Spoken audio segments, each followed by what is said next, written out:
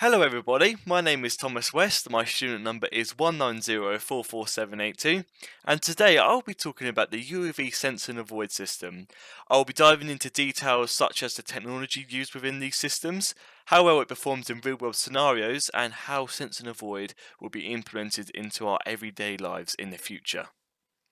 To understand why we need this system, we all need to understand what a UAV is to grasp the importance of this system. So UAV stands for Unmanned Aerial Vehicle, which simply means it's an aerial vehicle that has no pilot aboard it to control it. Therefore, a system needs to be put in place for the UAV to safely fly and maneuver in the air just like a manned aircraft would. So what is Sense and Avoid? So just like the name states, it is used for UAVs to sense any objects like birds, buildings, aircrafts and terrain that can pose a potential threat to the UAV, like causing a collision. So once a threat has been detected, the UAV can then redirect itself safely to avoid any risk of collision. So how does it all work? So let's start by talking about the detection side of things. UAVs are installed with multiple detection sensors like radar, visual, LiDAR and ultrasonic sensors. All of them work in their own way, but they can be all categorized into two groups, what are passive and active sensors. Sensors like radar, LiDAR and ultrasonic come under the category of active. The things that these sensors all have in common is they continuously output a signal into their environment and hope that the signal will be reflected so they can get a reading of where an object is. On the other hand, passive sensors like visual ones don't output anything at all. They simply rely on inputs from their surroundings like changes in the electromagnetic spectrum, like changes in visible light or infrared light. So let's dive into these sensors and explain how they work and their benefits. So as I mentioned a second ago, visual sensors detect any changes in the electromagnetic spectrum. For example, if a plane was to enter the field of view of the sensor, this would be detected as a change in the visible light spectrum. This change in the EM spectrum can then be converted into an electrical signal, so information like velocity, position, size, and specifically what the object is, can be calculated. So visual sensors can be used on all different sized UAVs, from small drones to military sized UAVs. They can have a much faster detection time than humans and can detect objects at a very long distance. However, when visibility is low, like for example if it's cloudy, foggy, snowy, the performance of the visual sensor can deplete massively. The performance also depletes in crowded environments. For example, if there was a big flock of birds, the visual sensor might have trouble identifying, for example, each bird. The next sensor we will be discussing is radar. This sensor is used in a wide range of applications, and one of them being Sense and Avoid. Radars work by emitting radio and microwaves into their surrounding in hope they will reflect off any objects in their travel and back to the radar receiver. So once the signal has been reflected back to the radar, the distance can then be measured using the equation shown on this slide. The variable c on the equation is equal to the speed of light, which is 3 times 10 to the 8, as is how fast the signal travels, and t is equal to the time from when the signal was emitted and to when it was received back.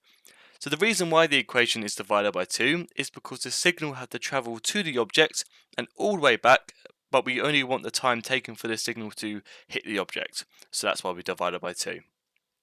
So radar can detect objects from very long range distances, all the way up to 200 kilometers. However, the further the detection distance is, the more power consuming the radar is. So for small drones, a short range radar is more suitable, and for medium-sized UAVs, a medium range one would be more suitable. Radars also have an advantage over visual sensors because they can work in all visibility conditions.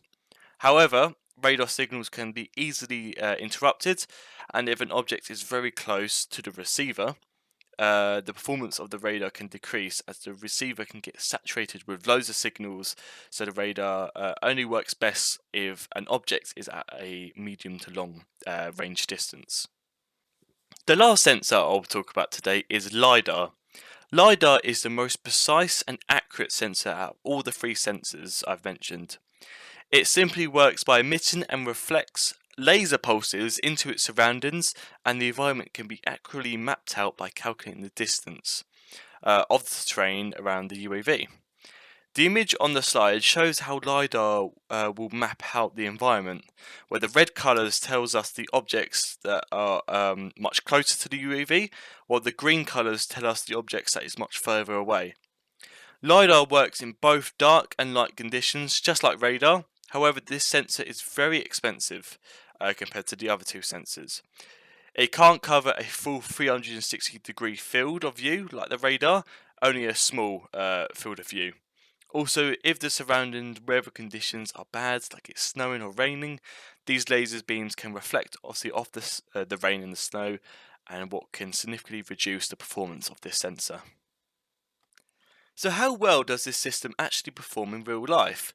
So each sensor I've talked about all exceed in different specific areas. The graphs below are supposed to clearly sum up all of these sensors' advantages and disadvantages, where 5 means they exceed the best in their area and 0 means they don't perform well at all in that specific area. You can see that there's no one sensor that exceeds all of the characteristics listed below. So what we have to do to ensure full confidence and performance of the sense and avoid system is to implement all 3 sensors together into the UAV and let them all work together for the detection system. This will improve all the system's characteristics fully and make the performance of the sense and avoid system work very well. So the other part of this system is the avoidance system. This is simply executed by controlling the UAV's flight control systems on board the UAV. So to determine the appropriate avoidance maneuver, the system needs to execute 8 subsystems. It first needs to detect the object, then it needs to track it to determine if the object is stationary or moving. The scenario then needs to be evaluated to determine the right avoidance maneuver. If there are multiple threats, they need to be prioritized to determine which one needs to be avoided first. Information like the time needed to complete the maneuver needs to be declared. Then the best maneuver needs to be determined. For example, if an emergency maneuver or a normal one needs to be carried out. Once it has been determined, it will command the UAV's flight control systems with the maneuver information, and then finally it will be executed. So these decisions and calculations can be made within seconds of detecting a threat.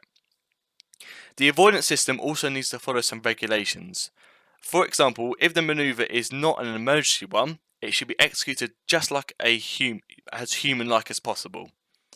Emergency maneuvers need to be executed if the UAV comes within 925 meters horizontally of an aircraft and or 150 meters vertically of an aircraft. Sense and avoid systems are being implemented into society more and more as we begin to automate more vehicles like cars, trains and helicopters. So the performance of this system will need to be increased to enhance the safety of these vehicles. Artificial intelligence and learning algorithms are being developed so these UAVs can learn from each scenario they encounter to improve the safety of this system. Fusion algorithms are currently being implemented into new self-driving cars. This means they're combining multiple sensors like radar and LiDAR and visual sensors and making them all work together simultaneously to improve the performance of this system. Okay, so to quickly conclude everything I've mentioned in this presentation, the sense and avoid system works extremely well in real life scenarios.